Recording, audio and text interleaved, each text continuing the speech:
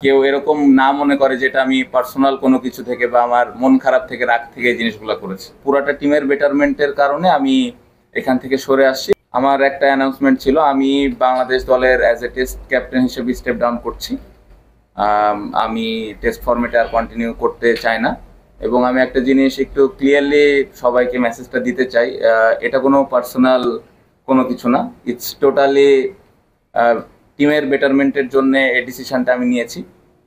এবং আমি মনে করি যে এটাতে টিমের ভালো কিছুই হবে, কারণ আমি এই ড্রেসিং রুমটাতে লাস্ট কয়েক বছর ধরে লম্বা সময় ধরে থাকার সুযোগ হয়েছে। আমি মনে করি যে তিনটা ক্যাপ্টেন এই ড্রেসিং রুমে যৌক্তিক, এটা এক ব্যক্তিগত মতামত। ক্রিকেট বোর্ড হয়তো আলাদাভাবে চিন্তা করতে পারেন, এবং সেটার প্রতি পূর্ণ সম্মান আমার আছে। ওয়ালটন আবারও মিলিনিয়ার অফারে ওয়ালটন ফ্রিজ কিনে আপনিও হয়ে যেতে পারেন মিলিয়নিয়ার। মিলিনিয়ার ছড়াছড়ি দেশ জুড়ে, এটা শুধু ওয়ালটেনই পারে।